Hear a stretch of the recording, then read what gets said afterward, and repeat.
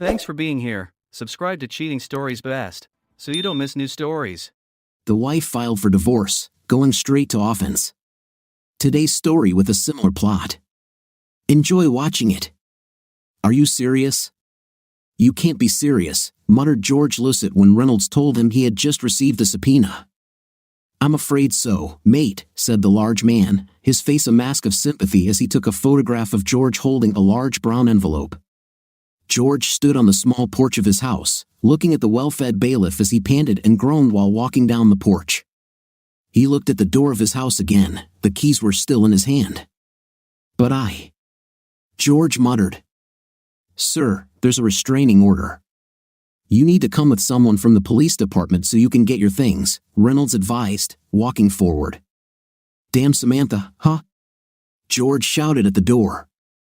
Sir, you've already been told about the restraining order, Reynolds said as he opened the door to his old 39-year-old Cadillac coupe.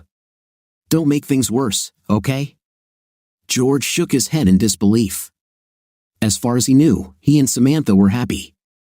After all, she really conquered his world the day before he left for another 14-day shift at sea. He assumed that 14 days was enough time for someone to decide they wanted to end their marriage and file for divorce, but he could not recall anything he had done or said that would have caused his wife to file for divorce. George thought about calling his wife's cousin, Polly Chastain, but as George looked through the divorce papers, he saw that it was Polly who prepared and filed the papers. Sir, the policeman said sternly, knocking on the window of George's truck. Sir, you have been informed of the restraining order. Wow, that's fast, George bluffed. I just got this and you're already here? No, I got a call that you violated your restraining order, Brian said. Oh, so you're here to help me get my things? Asked George. Brian contacted the station and said he was there to help George Lucet remove his personal belongings from the house. George waited patiently while the policeman reported to his station. You didn't actually call, did you? Brian grinned as he approached. No, but since you're here, George said. George was smart enough to keep his mouth shut while Samantha led him and the policeman into the house. Disdainfully, Samantha pointed to several garbage bags and said that she had already collected all of George's things. George nodded and asked Brian, not Samantha, if he was allowed to check that she had actually packed everything he was supposed to take. Officer, I'm going to get my gun from the nightstand, George said, standing in the bedroom. You don't have. Samantha began with disdain but fell silent when George pulled out his .44 Smith & Wesson. And my rosary. My mother gave it to me when I took my first communion, George said, taking a silver rosary from Samantha's nightstand drawer. You gave it to me when we got married, Samantha countered. And now that you don't want to be a wife, I'm taking it back, George explained. George also took his 3 pillows from the bed. He then removed a large blanket from the hallway closet. My sister made it for me, George explained quietly to Brian. She was a bloody idiot, Samantha taunted George. She called you, because she was so happy that she finally had a big sister, George reminded Samantha, wiping the grin off her face. Trying to check into a hotel, George found out that Samantha had been busy. His cards were canceled. A check of their joint checking account revealed that the account had $100 remaining. George smiled a nervous smile at the clerk and pulled out his American Express credit card. The girl's hand trembled when she took it from his hands. George almost laughed when she exhaled. She didn't know about this card, George explained to the young lady. I used it to buy her birthday and Christmas gifts. In the room, George read the documents again. He almost choked when he read that Samantha was demanding $4,000 a month in child support, demanding full ownership of the house while George must continue to pay the mortgage and all utilities. In return, she generously allowed George to draw all the money from his savings and checking accounts. Again, George was truly confused. There was no sign of Samantha's dissatisfaction with him or their marriage. True, she called him boring, but she had been doing that for many years. When they bought a house, Samantha wanted to buy things right away, but instead, George planned every major purchase carefully. He also doubled their mortgage payments every month. It's called equity, George explained to Samantha when she wanted to put money toward their vacation account rather than their house. But Hawaii, Samantha complained. We're not going anywhere for our 10th anniversary? George assured her, "It's only 3 years from now, and we'll have 3 years more money in both our holiday fund and household bills." Hawaii was amazing. Photos of the Paradise Island simply did not convey its beauty, and Samantha, his pale-skinned, red-headed beauty, looked stunning in her blue bikini. George hoped Samantha had packed his 3 Hawaiian shirts as she cleared out his side of their closet. He doubted he would ever return to the Hawaiian paradise, but he liked the loose, comfortable shirts. With a sigh, George searched his cell phone for a good lawyer. Richards, Film, and Jones answered the call in a pleasant voice. When he heard the voice announce the name of the law firm, George felt the gravity of his situation. George sighed. The pleasant voice repeated the name of the law firm again. "I need to see a divorce lawyer," George said with difficulty. "Yes, sir," said Eel Jared, her voice low and soothing. Eel took some information and assured George that a lawyer would contact him within the hour. George thanked her and finished drinking his Dr. Pepper. Again, George thought that a vending machine that sold beer would be a real bonanza. Trevor Williams. Trevor introduced himself as George answered his cell phone. "I see we can meet tomorrow morning. How about 9:30? Trevor settled, and the judge ordered the money to be returned to the bank accounts. Samantha was shocked when Polly called her and threatened to quit the divorce case if Samantha committed any more shenanigans. Samantha wondered how George was able to find a lawyer. She had specifically withdrawn all the money, leaving only enough for George to rent a motel room for a few nights. She canceled their credit cards before he left for 14 days at sea and reissued the cards in her name. It doesn't matter how he found a lawyer. He found one, Polly snapped. Relative or not, I won't tolerate such nonsense, got it? Disgruntled, Samantha returned 50% of the funds to their checking and savings accounts and handed over 4 of the 8 certificates of deposit she had taken from the safe. What about the house mortgage? Samantha demanded.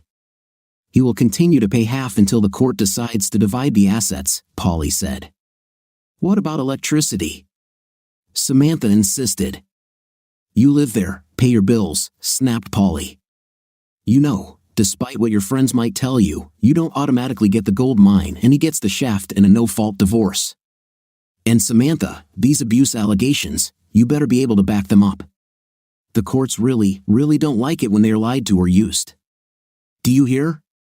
With money in his new bank account, George rented a studio apartment in the rather pleasant Kimball area of Louisiana. The cafe was within walking distance, and Cowboy's Barbecue was a 3-minute drive. The young couple who rented the apartment next to us were sociable, loud, and friendly. He worked at Kendrick's Engineering, and she worked in the shipping department at Alana's Playtime. You work with Bowman? We do your upgrades and maintenance, you know, Foster Chalmers said proudly. Yes, sir, George smiled as he and Foster together carried George's almost new sofa up the stairs and into his apartment. Denise Chalmers somehow managed to convince George to leave her the keys to his mailbox and spare keys to his apartment. She checked his mail and left it at his apartment. Their mailboxes were next to each other at the mail kiosk. She was offended when George asked how much it would cost. Foster offered a 6-pack of beer. Elizabeth Lager, Denise hit her husband in the buttocks. We're neighbors. Neighbors help each other, Denise said. Should this neighbor buy you a 6-pack of beer just because? George suggested, seeing the disappointment on Foster's face. The next time George saw Samantha, she was visibly pregnant. She was also standing next to an arrogant-looking man wearing a very expensive suit. And how many months are you? George asked Samantha. We can serve, Trevor recalled, looking at the imperturbable Samantha. About 4 months, Samantha admitted. As the two lawyers argued back and forth, George looked at his wife. She was a real beauty with waist-length red hair, porcelain skin with a few freckles on her thin nose, and deep brown eyes that captivated George at first sight and kept him under her spell throughout the 12 years of their courtship and marriage. Samantha Chastain had 29B breasts, a 25-inch waist, and 30-inch hips with a cute 5th place on her 5 feet 5 inches body. George was fascinated from the first meeting, and the glances she cast in his direction indicated that she too was not indifferent to George. Alan Luck, working on an offshore platform, made George a strong man. His clothes were tight-fitting, and Samantha was impressed by the package in front of her. "And you can dance too," Samantha laughed happily as they twirled to the music of a Zydeco band. Now, sitting in the courtroom in St. Elizabeth's Parish, George looked again at his beautiful red-haired wife. She had that happy glow that pregnant women have, and George smiled sadly. Most likely, she would finally get those big breasts she had always complained about. Because Samantha was unable to provide evidence of the verbal and emotional abuse she alleged, the restraining order was lifted. Trevor chuckled when George whispered that he didn't want to be within 500 yards of her anyway. "Maybe it will keep you out of jail," Trevor reminded George. "It means you can go to the store without worrying that she might appear in the next aisle and start screaming that you disobeyed orders. The police tend to not believe that you didn't know she was there." "What? Why? Why do you want this?" Samantha cried when George demanded a paternity test through Trevor. "This is not your child." "Insurance." "You can't say you have better insurance through your job," George countered. "Huh?" asked George. "But I'm already on your insurance," Samantha responded. "Oh no, madam, you are not on it," George laughed bitterly. "I took you off of it the minute you handed me the summons." "Huh? Remember you liked my butt?" Samantha said sarcastically. "No, I loved your butt." "I loved all of you," George muttered to his lawyer.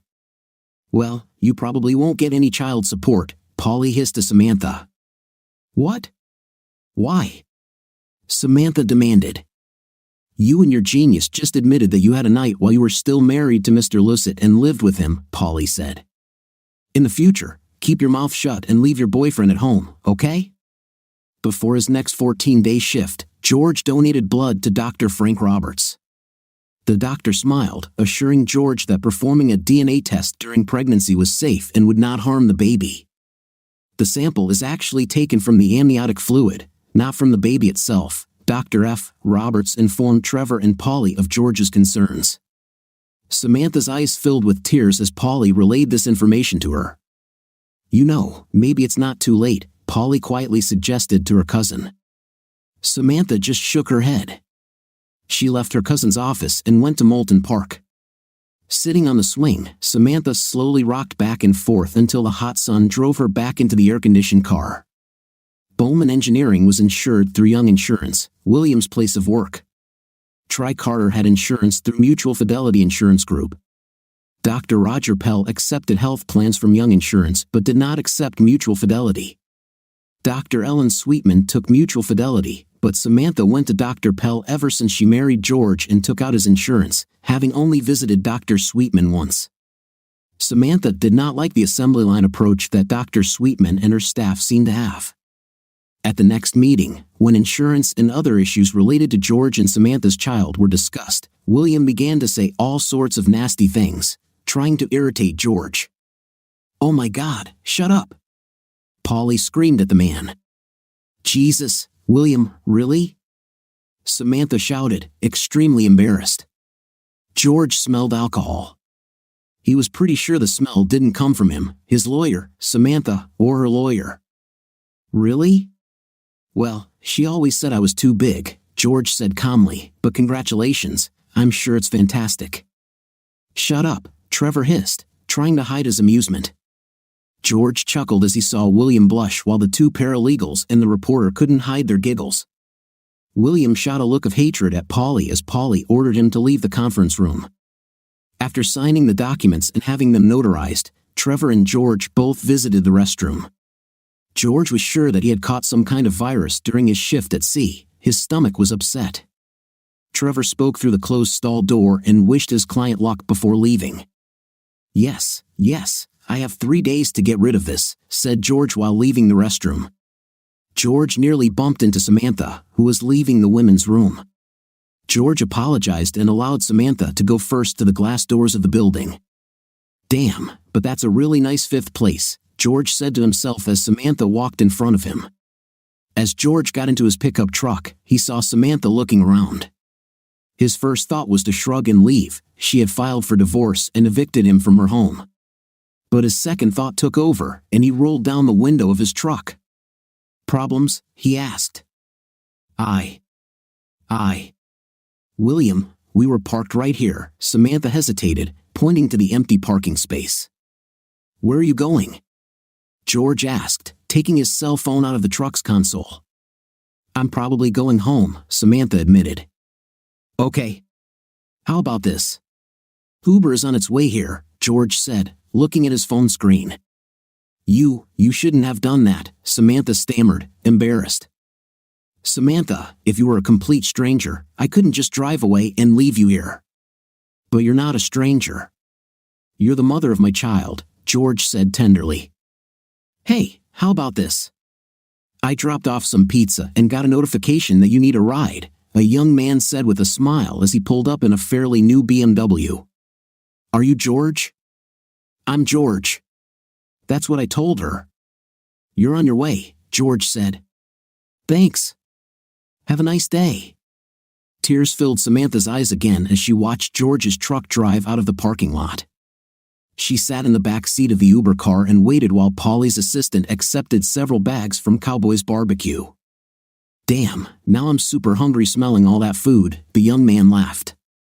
And I'm taking you to, oh, hey, there are really nice houses in that area. Yes, they are good, Samantha agreed quietly. Denise sent Foster to George's apartment with a large bowl of chicken soup. George and Foster exchanged grins at Denise's insistence that chicken soup would cure any illness, but George ate the delicious soup. After he washed and dried the bowl, George filled it to the brim with Reese's Pieces. Denise accidentally let slip that these were her favorite candies. Foster and George both laughed as Denise squealed with delight, although she protested that he shouldn't have done it, that she didn't need those calories. Did George know how high in calories it was? Denise was already enjoying a handful of candy. While working at sea, George used the autopay feature of his bank to pay all his bills. He didn't know why, but he smiled when he saw a bill from Dr. Roger among the bills. Hey, we're going to Vermilion, and you're coming with us, Denise ordered as George walked in on them. Okay, George smiled, knowing that it was useless to argue with his strong-willed neighbor. Surely for night is playing. Do you like it? Denise continued. She has a friend from work she wants you to meet, Foster warned George as Denise returned to the bedroom to finish getting dressed. She's not from work. I just saw her at work, Denise corrected. Tammy Hale was a real estate agent with flaming red hair and a lively personality. George liked her at first sight, and the feeling was mutual. They danced almost every dance, and when they stopped for beers, they chatted and laughed. But although they had a fun evening, both Tammy and George knew there was no spark, no real chemistry between them. They parted with a kiss on the cheek in sincere gratitude for the pleasant time spent. Denise, calm down, Foster said, and George smiled and shrugged. Listen, I'm always working, George said, so I have a really hard time meeting women myself. See? Denise exclaimed triumphantly. So just shut up. But Denise, no more redheads, okay? George said, showing Denise a photo of Samantha on his cell phone. Oh, well, why didn't you say anything before? Denise exclaimed, seeing that Samantha and Tammy could be sisters. Because you never asked, Foster said solemnly. You wanted to have fun, Denise said. But now, come on, woman, I took you to dance, Foster complained as they closed the door to their apartment. The thick envelope lay on his kitchen table with other mail when George returned from a busy shift. A tropical depression threatened to become a hurricane, and as shift supervisor, George monitored the weather. He hardly slept and worried every day whether the platform should be evacuated. He was glad to step on the boat and leave the worries and stress to Greg Mammer, another shift supervisor. Sure, George laughed as the Weather Channel app on his phone showed the depression had subsided and then lifted in the morning. But seeing a legal declaration that his marriage was over didn't lift his spirits. George read the legal terms grimly and wondered for a moment how Samantha had felt when she received her copy of the decree. George poured himself a few sips of Iron Barrel chocolate whiskey into a small glass and drank gloomily to his failure as a husband. George was at sea when William grumbled and complained and took Samantha to St. Elizabeth's Trauma Center. After 11 hours, the last 2 of which were only Dr. Peller and a nurse helping in the delivery room, William went to the cafeteria. Samantha gave birth to Cynthia Barbara Lucet. William was outraged that the child had that idiot's last name and not his own. "We're not married. Why did I have to give her the last name Carter?" Samantha said wearily. "But isn't she beautiful?" "Aha," William agreed, not even looking at the wrinkled and bruised creature in Samantha's arms. Cynthia had all the fingers, all the toes, deep brown eyes, and flaming red hair. At 61 centimeters tall and weighing 2.8 kilograms, she was a good size and weight for a fully developed baby. George nodded in satisfaction when he received the news of his daughter's birth. Barbara was his mother's name. He wondered if good old William knew that Cynthia was Samantha's mother's name, but it was also the name of George's beautiful, sweet, loving sister.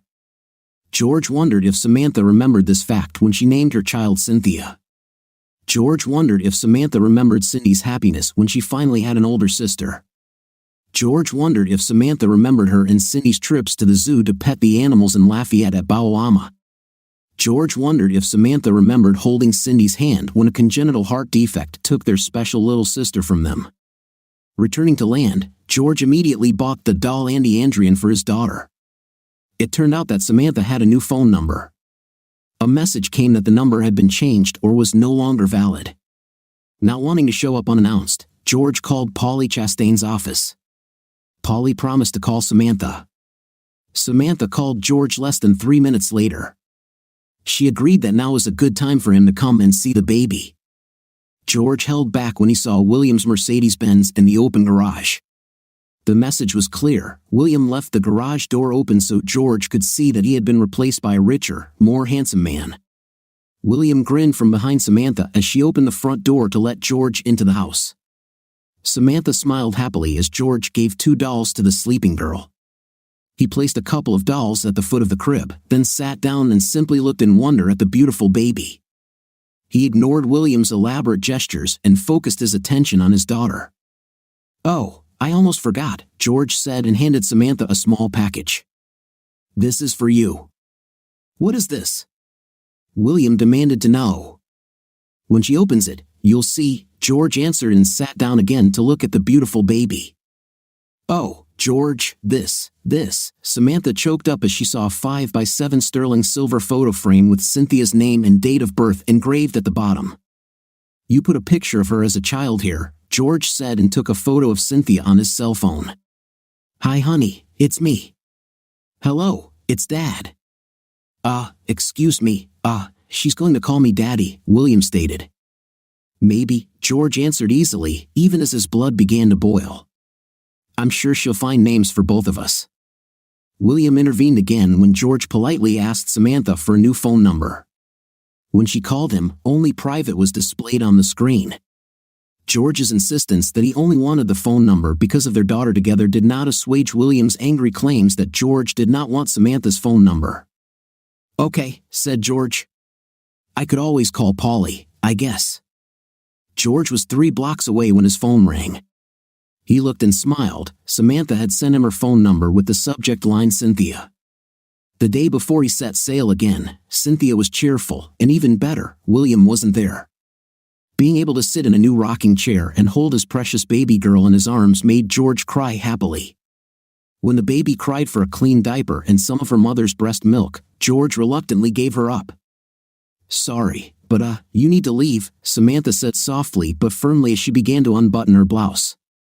The thought of William being allowed to see his wife, his ex-wife, breastfeeding their daughter made George's blood boil again. He nodded regretfully and left the house. However, he laughed when he saw William's Mercedes-Benz turning the corner. William would walk in, see Samantha breastfeeding Cynthia, and most likely wouldn't believe that George wasn't allowed to witness this beautiful, simple act. He smiled widely and waved to William as their cars passed each other. Tinted windows obscured visibility, but George was sure that William did not return his friendly gesture. Trevor had to intervene when Samantha objected to George taking his daughter to his apartment. Samantha panicked as she realized she wouldn't have Cynthia in her home, in Cynthia's crib, anytime soon. She insisted on coming and checking the apartment to make sure her child would be safe. Hello, I'm your Aunt Denise," Denise Chalmers kept rambling as George carried the baby from his truck to the front door of his apartment. "George, who is it?" Samantha asked, concerned as the short, stocky woman admired her daughter enthusiastically. Hey, Willie, do you believe the Saints took Jameis Winston? I know Breeze retired, but hey, what about Taysom Hill, huh? Foster demanded as William accompanied Samantha, looking at everything with disbelief. Me? What? Hey man, it's William, okay? Not Willie, William stated, trying to impress. Reluctantly, Samantha approved of the cast-iron crib that matched the cast-iron double bed. She was not surprised that the bed was neatly made. It didn't surprise her that George had a small wash basin that he placed in the sparklingly clean bathtub when it was time to bathe his daughter. She was not surprised that there was baby soap, shampoo, and lotion in the bathroom. And I told him to buy A&D ointment because it's the best if she gets a diaper rash. Denise showed Samantha the tube of ointment in George's medicine cabinet. Do you use cloth diapers or disposable ones? Disposable, Samantha replied, still unsure about this woman they called Aunt Denise. Was all Denise said to that. Samantha discovered that William and Foster had become friends not over their shared love of the New Orleans Saints but over George's Iron Barrel chocolate whiskey. Stoically, Samantha held out her hand for William's car keys. What?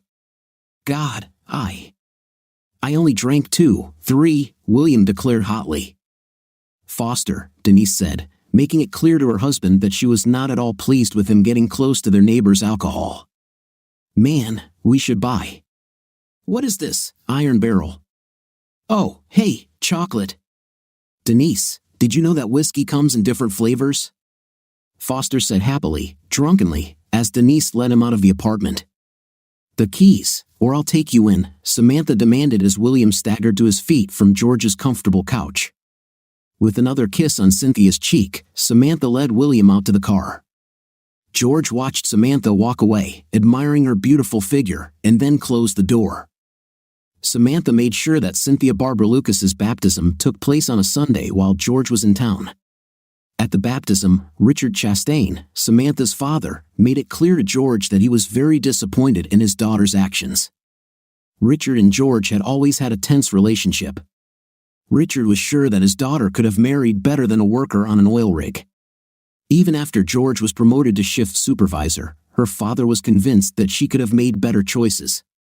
But now, even though William Carter was one of the 3 founders of the oilfield service provider Tricarter, Richard wasn't so sure his daughter had made a good trade. Seeing how George flinched when Cynthia cried as water was poured on her, while William just looked bored, Richard was certain his daughter had not made a good trade. It's not my initiative, George defended himself as they grabbed lunch at Samantha's house after the baptism. Yeah, I know. At least she was pretty honest about it, Richard agreed reluctantly. This woman who calls herself Aunt Denise, is that your girlfriend? No, she's married to that fool in the Saints shirt, George laughed, pointing to where Foster was standing, eating hot meatballs and whistling because they were too hot. The party soon ended. Foster and Denise left, the Saints were playing the Carolina Panthers, and Foster didn't want to miss the second half of the game. Some of Samantha's colleagues from the restaurant Casa Mexicana left as soon as it became clear that alcohol would not be served. She'll call me Daddy, William said mockingly to George as he sat rocking the baby. Oh, I'm sure she'll find a name for you, George replied, meeting William's gaze. William, Samantha said, lips pursed. What if she doesn't find it? George said, grinning when Richard laughed. George, Samantha said, her lips pursing even more. Bye darling, bye, George sang softly to the sleeping baby. Daddy misses you already. Thank you, Samantha said quietly as George placed his hand on the doorknob of his daughter's room. The cross and chain are beautiful. I'm sure once she gets older, she'll wear them with pride. I'm sure too, George smiled. On Monday afternoon, George was leaving the laundry room of their apartment when he saw a small girl standing in front of Denise's door. The girl had thick brown hair that almost touched the sidewalk in front of the door, although it was pulled back into a high ponytail. When she turned to see who was following her, George was struck by her clear green eyes. They usually come home around 5:30 or 6, George suggested. Oh, okay, the girl replied. Now turning around completely, George saw that it was not a girl but a very small woman. Her sweet face was small and round on her thin neck. Her torso was slender. George was sure his arms could easily wrap around her waist, and her hips looked good in the gray skirt. George estimated that the young woman was 4 feet 10 inches tall, maybe 4 feet 11 inches in her shoes, which seemed to have a 3 or 4 inch heel. "Hi, I'm George," he said, unlocking the door to his apartment. "George Lucas." "Oh, you are George, the one with the very beautiful child," the girl exclaimed, her face breaking into a wide smile. "Yes, madam, it is me, and let me tell you, there is no one more beautiful than my Cynthia," George agreed proudly, placing his laundry basket in front of the door. George took out his phone and showed the young woman the latest photos taken at Cynthia's baptism. "Oh," the young woman sighed in admiration. "Hey, see you met Cha," Foster said. Charlene's face instantly turned from an admiring smile to a dissatisfied grimace. She looked first at Foster's laughing face, then at George's slightly surprised face. "And I see you've met my second favorite brother," Charlene said sharply. "How many brothers do you have?" asked George, certain that Foster only had sisters in his immediate family. "One," Charlene replied sharply. George put his laundry into the apartment, then went into the Chalmers apartment. Foster was making coffee. George couldn't understand how Foster and Denise could drink so much caffeine and still sleep. "Foster says you work at sea," Charlene asked. "Yes, I'm going to sea tomorrow," George replied. "That's why I washed it." "I'm an administrative assistant," Charlene said proudly. "She works right here nearby," Foster added, his pride obvious. "Where do you work?" George asked, thinking that the girl looked very young for an administrative assistant. "I'm with Vickers, and Dumas." "They do investigations," Charlene said. "Maybe they should investigate where the rest of you are," suggested Foster. "Hey George, maybe you noticed she's only about 3 feet, George. Do you have coffee next door?" "I'm not going to sit here until Denise gets home," Charlene said, standing up from the kitchen chair. "I can make us some coffee quickly," George suggested. "Hey Foster, see if they can investigate why you're such a jerk, huh?" "Yes," Charlene agreed, leaving the apartment ahead of George. "The coffee is almost ready," Foster countered.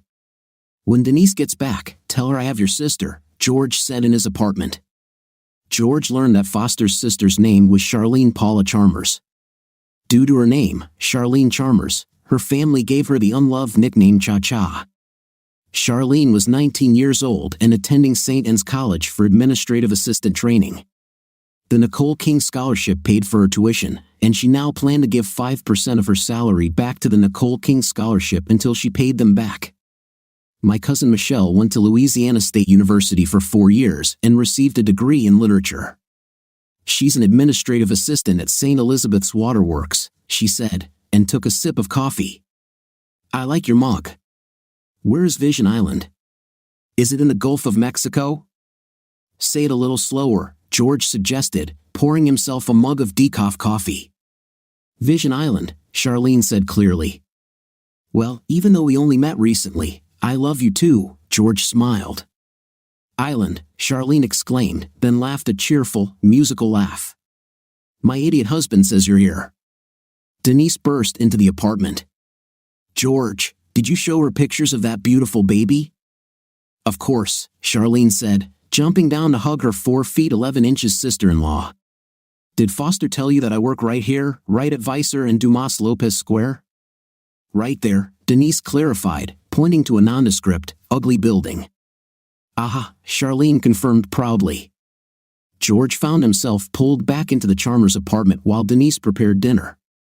George decided that he would buy Charlene her own 16-ounce mug with the words Island of Visions written on it.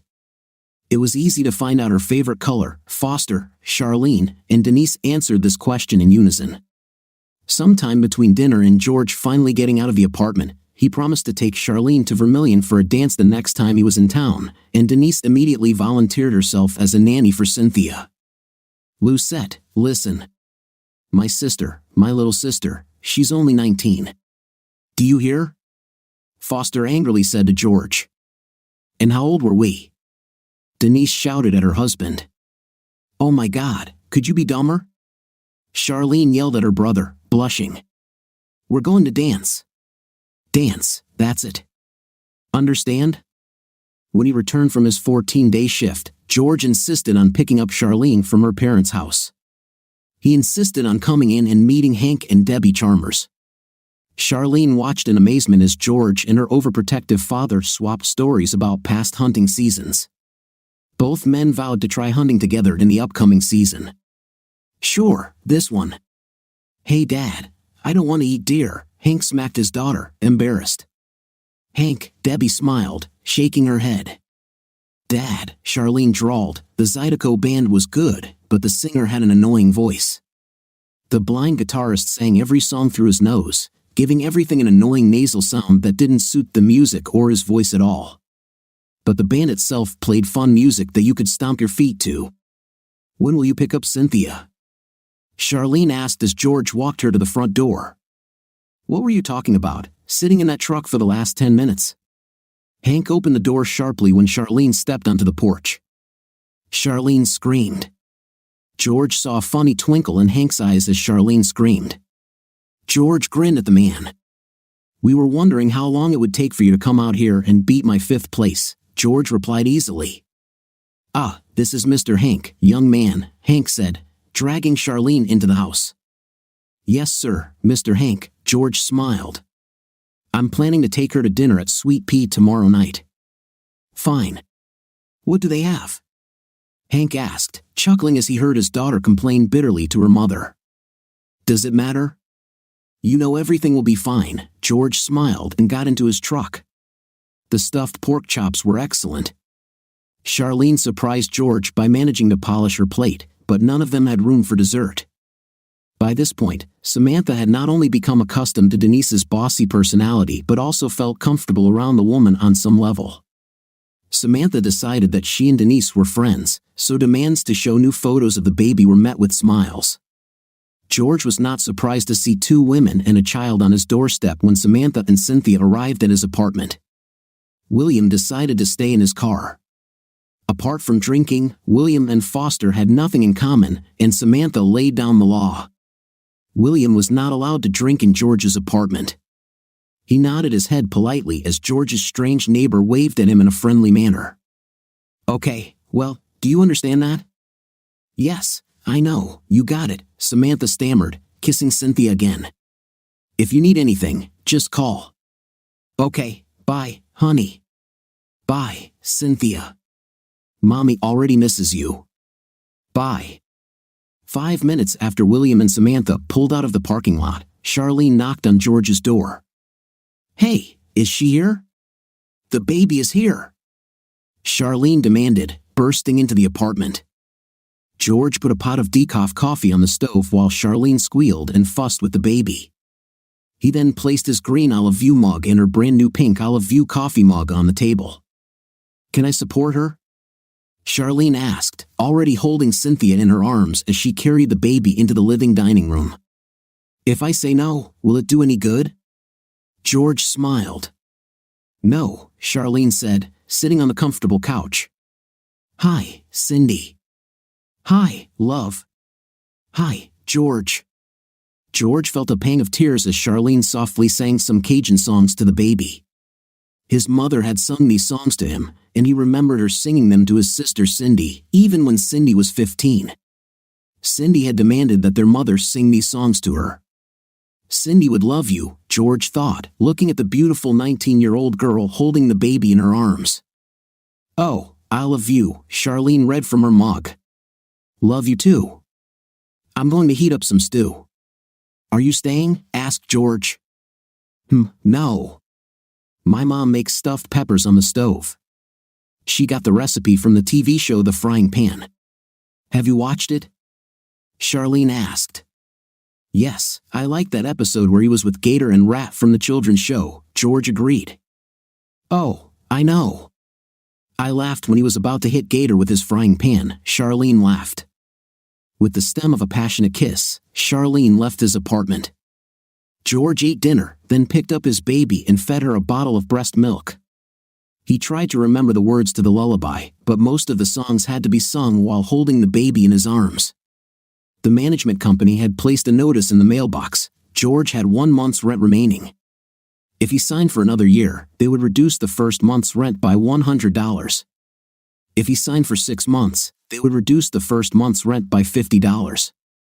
But if he decided to switch to a month-to-month lease, their rent would increase by $25 a month. "One good thing you did, Denise," George thought as he called Tammy. "Hi, so what are you looking for?" Tammy asked pleasantly. "Denise said you have a baby." "Congratulations," George replied, looking at the Davis Realty website while he and Tammy chatted. He saw a one-story house 3 blocks from his former place and gave Tammy the address and MLS number. "Oh, this one?" "Yes, sir, it's for sale at a very attractive price," Tammy agreed. "I can pick you up, and if you don't have a baby car seat in the car, I'll meet you there," George insisted. Denise insisted on going with him, so Foster looked up from the sports news on ESPN, grumbling. "Look, it has a nice fenced yard." "You could put a swing in here," Denise said. "The basketball hoop is already installed," Foster noted, looking at the old board and hoop mounted above the garage. "You'll need a net for it." "Really?" "He'll take that ugly thing down," Denise insisted. George smiled. "Well, yeah. What do you think, Cynthia? Will you play basketball?" Denise said, "Right here. This is where you should put her crib, in this room." Charlene came the next evening and approved of the house. It was a 15-minute walk from her parents' house, faster if she rode a bicycle, and even quicker if she drove. And it has a gas stove, Charlene admired. "Tammy, let's start the paperwork," George said. The application was approved, and the First National Bank of DeGard approved George's mortgage. Foster was supervising the loading of George's furniture when short moves arrived. Denise supervised the unloading of George's furniture and boxes into the new house. The 3 muscular men were professionals. They knew it was best to agree with everything the little woman said. "Thank you, madam," the foreman said as Denise gave everyone a crumpled $20 and an even more crumpled $5. "Man, you can believe that whoever is married to her definitely stays in line," said one of the men, rushing to his next scheduled move. "My mother? She could beat you with a wooden spoon and then, 5 minutes later, cook dinner with the same spoon," agreed the foreman. "These kinds of women, you shouldn't joke with them." Samantha arrived and brought Cynthia and William to George's new house.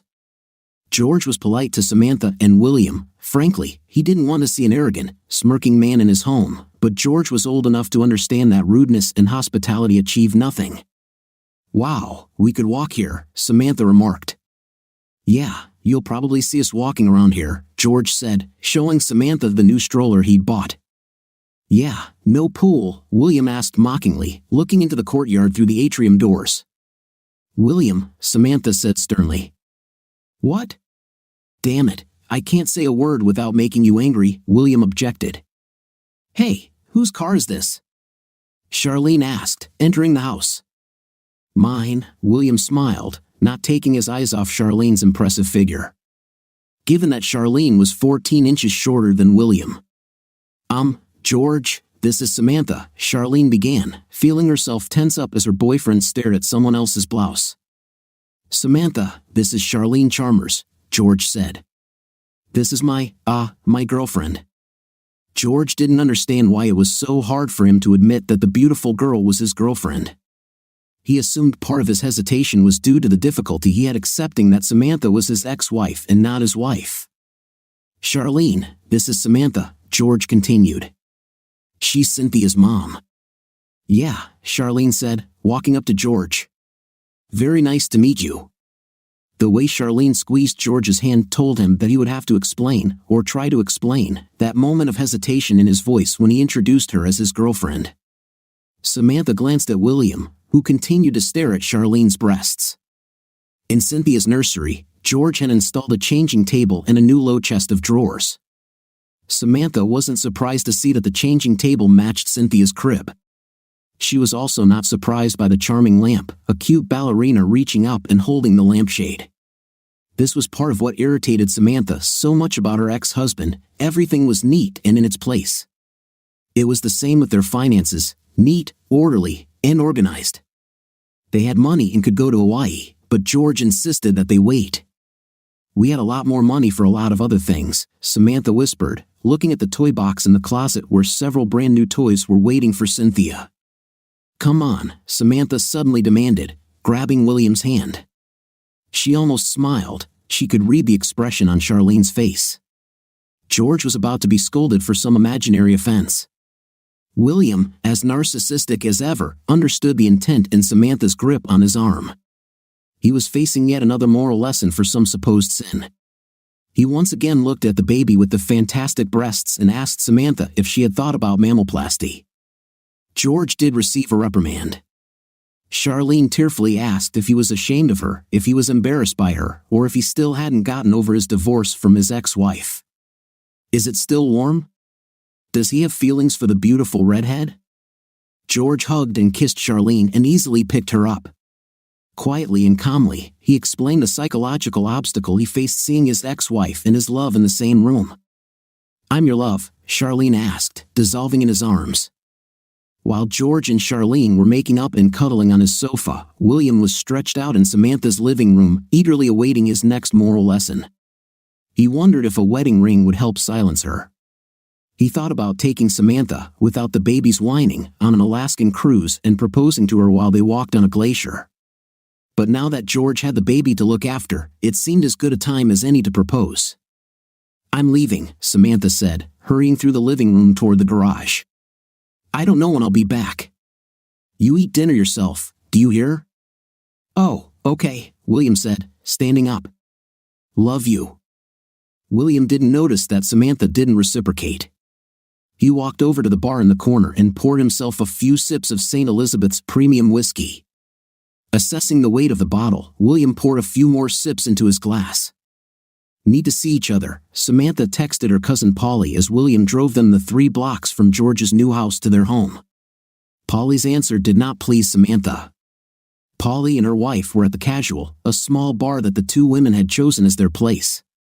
Samantha would have been more comfortable discussing everything in the complete privacy of Polly's office, or even better, in Polly's beautiful and cozy home, without Whitney. Samantha didn't dislike the beautiful blonde. It was hard not to love bubbly, sweet, affectionate Whitney, but their attractive made Samantha feel uncomfortable. Without Whitney's presence, Samantha could ignore Polly's life choices and pretend they didn't exist. "Hey Terry, more diet for me, and they'll be drinking oak leaf shots," Polly called cheerfully as Samantha entered the cozy, quiet bar. "Ori," Whitney laughed cheerfully, leaning her elbows on the bar. "Carla is on her way." "Can you hear me?" said Terry, an elderly man addressing a very drunk customer. "Oh damn, great. She'll see me like this," Joe Bob mumbled, lowering his head onto the bar counter. "Drink slowly," Whitney advised as Terry placed a glass of amber liquid in front of Samantha.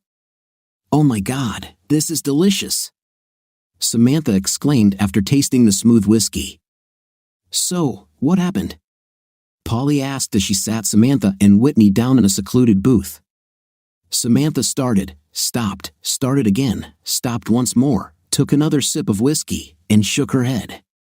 Polly quietly placed her hand on Whitney's thigh, sensing that Whitney was about to help Samantha. The arrival of a tired woman with pale brown hair interrupted their conversation.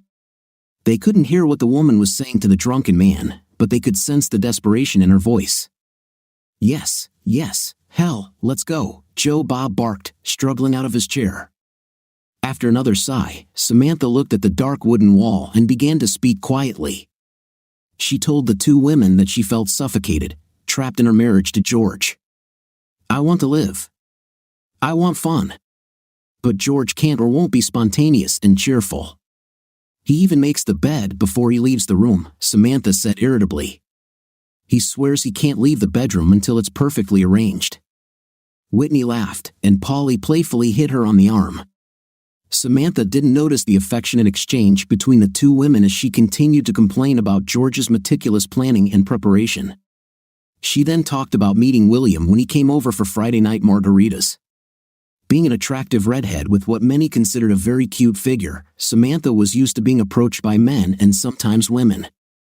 Most backed down when Samantha showed them her engagement ring and the matching wedding band George had saved every penny to buy. He even worked as a PE teacher during his free weeks, Samantha said quietly, looking at her bare finger. Ah, no, Whitney sighed in admiration. Yes, Samantha agreed quietly, trying to take another sip of the excellent whiskey from her empty glass. That Friday morning, Samantha mentioned to George that she had seen a brand new Lexus on the road. She didn't say she wanted him to buy it, she just mentioned that she saw it and thought it was very handsome. George immediately rejected the idea of her buying a new car, of any make or model. Depreciation begins the moment the wheels touch the ground, Samantha imitated George's deep voice. Samantha went to work that day in a sour mood. William Carter, handsomely dressed in an expensive suit, a large diamond ring, and a Rolex watch, was seated in her section. Samantha noticed the expensive outfit and accessories. When he left a signed check with a 100% tip added.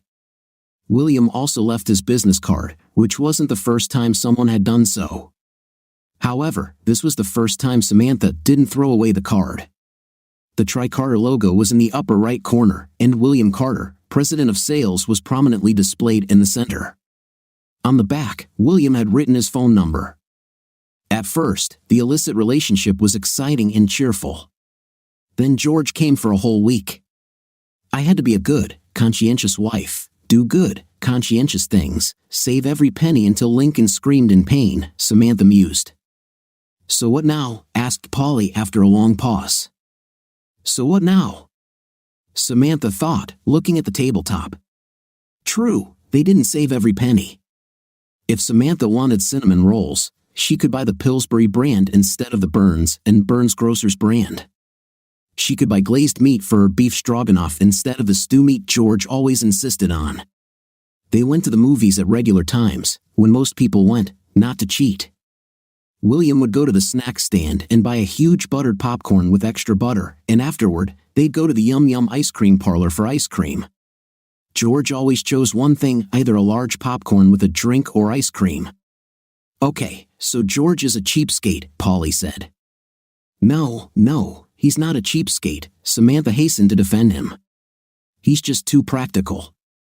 William was not practical. William never thought about stocking up for a rainy day, he always had a golden umbrella. Everything in their home, the home she shared with William, every item, every glass, every plate, had been bought by George. Samantha trusted, but could not remember a single thing in the house that William had contributed. Soap, Samantha said out loud. I buy soap and I love raw milk and honey. Whitney gushed, it stinks. Polly joked, I'll take the blackberries. More? Polly asked quietly as Samantha picked up the empty glass again. Yes, Whitney said. You can have another one too.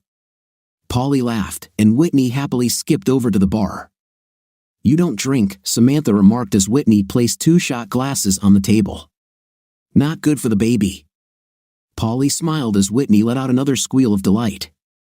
Samantha was startled when Whitney's hand rested on Polly's flat stomach. Polly put her hand on Whitney's, holding it there on the child. Samantha took a sip of whiskey and tried to smile at her cousin and Whitney. They were both obviously thrilled about the pregnancy. William was pleased, showing off like a proud rooster in the chicken yard, until the results of George's DNA test came back, showing that he, not William, was the father. I hope it's a girl, Samantha said as Whitney laughed and Polly beamed with happiness. She and Cynthia can play together. So, Samantha, what are you thinking about? Polly asked after a few moments of silence. Samantha recalled the awkward Sunday dinner at Minnie Carter's house last week. The dinner itself was delicious, prepared by Minnie's old house servant. Minnie was polite but cold to Samantha and didn't even look at Cynthia. Natalie, William's sister, had a 2-year-old daughter named Elizabeth Carter. Natalie was quite friendly towards Samantha. William's younger brother Andrew came with his wife, Victoria, his 5-year-old daughter Rihanna, and Andrew's son, Yêur. Andrew had a red face with cold, tough eyes, while Victoria was a strange sight with facial piercings and tattoos. Andrew called her Rhea, and Samantha made the unfortunate mistake of calling the unusual blonde Rhea as well. Samantha, honey, we're not lovers, Victoria said harshly. So don't call me that. Sorry, I'm just sorry, Samantha stammered. That was the end of any real conversation. Samantha's compliment on the cooking was met with a stony nod from the old servant. Samantha thanked Minnie for inviting her to her beautiful home for dinner, and Minnie simply nodded with a fake smile. From the first moment in the house, Mrs. Barbara, George's mother, dragged Samantha into the kitchen. Naturally, Cindy wanted to tag along, and the three women cooked Sunday dinner together while George and his father watched a boring football game on TV. "Get out of here," Cindy ordered as George poked his head into the kitchen. "It's just us girls here. Boys out." Samantha laughed, earning a radiant smile from Cindy. Samantha remembered that every Sunday was like this: warmth of the kitchen, the smells, the laughter. Cindy wanted constant confirmation from Mrs. Barbara, and Samantha had no doubt that the next Sunday dinner at the Carter house would be just as awkward, just as uncomfortable. And after that, it would be the same, strained and uncomfortable. William didn't notice. He was genuinely surprised when Samantha mentioned her discomfort. "I think I'm seriously disappointed with the purchase," Samantha admitted to her cousin, looking away from the dark wood of the table. "And nothing? Absolutely nothing?" Polly prodded. "Nothing, absolutely damn nothing," Samantha said, taking the last sip of her drink. Back at home, Samantha heated up dinner from Lean Cuisine. She was not in the mood for intim but stoically gave in to William's persuasion. William approached George and asked him to look after Cynthia for 2 weeks while he took Samantha on a cruise. George organized this not for William or Samantha, but for his daughter. Samantha was almost in a panic when they boarded the ship. Previously, when George was caring for their daughter, she was only a few minutes away, but here on the cruise ship, she was hundreds of miles away from her child. If her daughter needed her, Samantha would have no way to get to Cynthia quickly. "Oh my God, do you hear that? Do you hear that?" William exclaimed, stretching out on the bed in their cabin. "What?" Samantha asked, looking around. "Wow, no screaming, crying children," William laughed. At that moment, Samantha hated William Carter with all her heart. Her daughter, her precious baby, was not annoying. Her daughter was not an inconvenience. While hiking on the glacier, William got down on one knee, holding a quadruple square diamond ring for Samantha. It was one of the tackiest rings she had ever seen. It seemed rough, although she was sure it was worth a lot. Samantha thought the ring looked cheap and tacky. "No," Samantha answered quietly but firmly. "What? What? You've got to be kidding me," William stammered, truly shocked. "Don't make a bad situation worse, William," Samantha sighed, turning to return to the tour group. The ride back was silent for Samantha. The return trip was more pleasant. William didn't pester her for a night, and she was one step closer to her daughter. As soon as the door to the house opened, William began to pack his things. Samantha took the keys to her car and went to pick up her daughter. "Hey, she's almost asleep," a tired George whispered as he let Samantha into his home. Samantha stood, listening as Charlene sang softly to Cynthia. Samantha remembered Mrs. Barbara singing those songs to Cindy. Her eyes filled with tears as she heard the familiar lullaby. "Yeah, Mommy," George admitted, "I think we've had a bad case of colic this week." "Oh no," Samantha cried, feeling terrible guilt for not being there to help. "Hi," Samantha smiled at a tired Charlene as she entered the kitchen. "How's it going? How's Alaska?" "I didn't like it," Samantha admitted. "I'm drinking your last beer." Charlene told George, "What are you doing?" "I already put another one in there." "6?" asked George. "I see. Well, you buy one at a time." "6 at a time," Samantha smiled softly. "Yeah, well, there's more space in the pantry," George defended. Samantha asked, "Do you want anything?" Charlene suggested, unscrewing the cap from a bottle of barley wine. "How cold is this beer?" Samantha asked. "It should be cool by now," said George. "Okay, I'll come by tomorrow." "When are you leaving for the sea?" Samantha asked, after she stopped by to see Cynthia. "Tuesday," George replied. "And I'll be back in 3 weeks, not 4. I swapped with Greg for that extra week." "That's just your style," Samantha thought, almost angry at George's practical nature. No, you can't use any of your vacation days. No, you have to try to calculate all possible options for the best. God, just damn it. The house that Samantha left with William was like after a tornado. Nothing was broken, but he hadn't bothered to clean up after himself. The dresser drawers were half open, clothes hangers were on the floor and on the bed.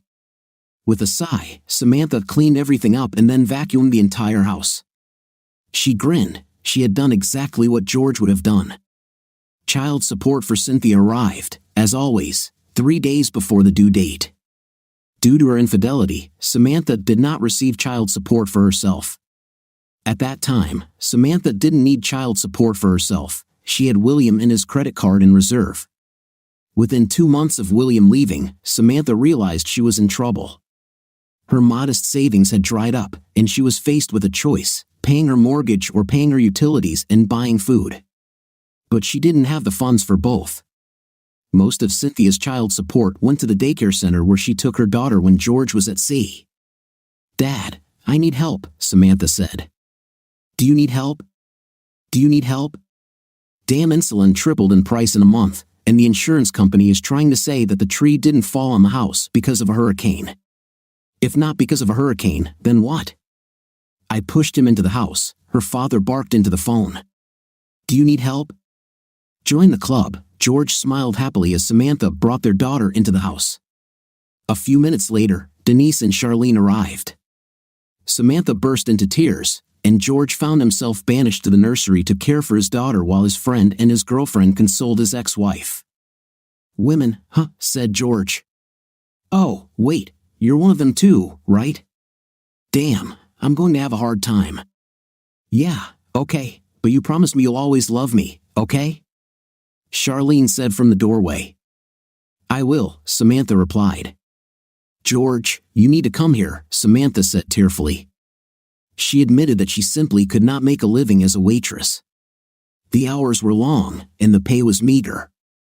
She needed all the tips, and tips were an unstable income. "So what do you want from me?" asked George. "Yes, madam, I'm still working," Charlene chattered into her cell phone. "If it weren't for the Nicole King Scholarship, God, I don't know where I would be." "George, I don't know," Samantha admitted, avoiding her ex-husband's gaze. "Here, talk to this woman," Charlene said, handing Samantha her cell phone. "Hello?" Samantha asked. "Hello, this is Camp Paula Jeff. I am the current chair of the Nicole King Scholarship. Charlene says you are an ideal candidate for our help. As you may know, any recommendations from previous scholarship recipients are moved to the top of the list," a pleasant voice said soothingly. "How does 3 o'clock sound to you?" 3 o'clock? When? What day?" Samantha asked. 3 o'clock today," Miss Sluckett from Camp Paula laughed. "Okay, go home, change into something decent." "No, I'll go with you," Charlene said. "See, it's God's will that I have half a day off today." After Samantha had washed her face and changed into decent clothes, Charlene instructed her. "What should I say?" Finally, Charlene decided that Samantha's outfit and makeup were good enough. "Hello, Mrs. Jakes," Charlene said as they arrived at Camp Paula. "Have we arrived at Camp Paula?" Charlene asked the receptionist as they entered the lobby of King Sanitation. "You are Miss Sluckett, Sheila Jakes?" Sheila smiled. "I'll let Mrs. Jeff know you're here." "How are you doing?" Charlene asked. "She'll see you now," Sheila said to Samantha after a moment. "I'll take her." "I know where it is," Charlene said, taking Samantha's hand and pulling her through the hall. "Hello," the attractive African-American woman smiled, standing up. "You are pregnant?" Charlene exclaimed, noticing the woman's small belly. An hour later, George looked up as a beaming Charlene entered his house. He got up and started preparing dinner. "She's going into vocational tech. Can you imagine? She thinks she can become an administrative assistant like me," Charlene continued. "Should I be worried? Are you spending time with my ex-wife?" George joked, "Hey, we're both Cynthia's moms." "We need to get along for the sake of the baby," Charlene defended. George was surprised when Samantha burst into the house calling for Charlene. Charlene left George in the kitchen. Samantha handed over a brochure from St. Elizabeth's Professional Tech and excitedly showed Charlene that one of the courses was child care. He and Charlene sat on George's sofa and viewed other possibilities. "I broke into your house like that, Beth. You'd put a bullet in my fifth place," George thought as he prepared the hash browns that Charlene liked so much. "Do you have enough?" Charlene asked. "Yes, I have enough," George said with a smile. "Sorry," Samantha said as they sat down to eat. "I know if you broke into my house, I'd be more than a little upset. But I was just so excited when I saw the childcare. And we have a doorbell." George said calmly, "Next time, I'll use it." Samantha promised, "How do you always do it so perfectly?" "Potatoes. It adds cream," Samantha replied. Cynthia screamed, and George waved for both women to remain seated. A moment later, he was carrying the baby into the kitchen and rummaging through the refrigerator for a bottle. "I can feed her," Samantha suggested, reaching for the buttons of her blouse. Oh sure," George said, handing Cynthia over to Samantha. He tried not to look or get too excited while watching his ex-wife breastfeed their child. Charlene noticed George's rapt attention and lightly punched his arm. "So when do you start?" George asked as Samantha buttoned her blouse. Not this Monday, but next Monday," Samantha replied. "I have to let them know my choice by this Friday so they can make sure there's room." "Well, I'm sure you'll do great," George said, clearing the dishes from the table. "I hope so," Samantha said, losing some of her enthusiasm. "Remember, I went to UL for 1 semester, got 3 FS and 1 D. "Yeah, what did your dad say?" "He was too busy having fun to study," George agreed. "Anyone need a diaper change?" "Who needs a dry diaper?" Charlene asked caringly as she took Cynthia from Samantha. George was at the sink when he felt his ex-wife's arms wrap around his waist. She hugged him from behind, pressing her head to his shoulder. "I'm sorry," Samantha whispered. "It's okay, just ring the doorbell next time, okay?" George said. "I'm not sorry for that," Samantha said quietly, releasing him. George asked, turning slightly to look over his shoulder at her. "I'm not sorry for all of this." "For everything," Samantha sobbed, then quickly left George's house. George wrung out the sponge and placed it on the small wire tray at the back of the sink. He heard Samantha's car drive away and heard Charlene singing to Cynthia as she carried the girl from the kitchen into the living room. "Yes, I'm sorry too," George said, "and I'm not sorry." As George entered the living room, Charlene looked up from her place on the sofa. The warm, happy smile she gave George made him smile back. He locked the front door of his house and sat down on the sofa. "Wow," Charlene giggled as George easily lifted her and Cynthia onto his lap. He could smell Charlene's sweat and the laundry detergent Debbie Chalmers used. It was the same brand he used. "So, Samantha, I'm not one bit sorry," George thought, looking at Charlene. "When I knew I had half a day," Charlene said, "and you spent it on my ex-wife." George teased, tilting his head to kiss her. George." Charlene carried Cynthia into her nursery, kissed the baby tenderly, and then placed her in her crib. The next day, Hank and George met at the dead end for meatloaf with a choice of red or brown gravy. A very cute strawberry blonde was jumping and twirling to some hip-hop tune, and Hank and George agreed that the music had changed since Chad Atkins died. "And you know the girl has no idea who Chad Atkins is," Hank said, nodding his head as the girl stepped out of her faux leopard print top. "Probably not," George agreed, wondering what Charlene would look like in a leopard print top and matching miniskirt. After Hank happily gave George his bling to ask for his baby's hand in marriage, Hank generously picked up the bill for lunch.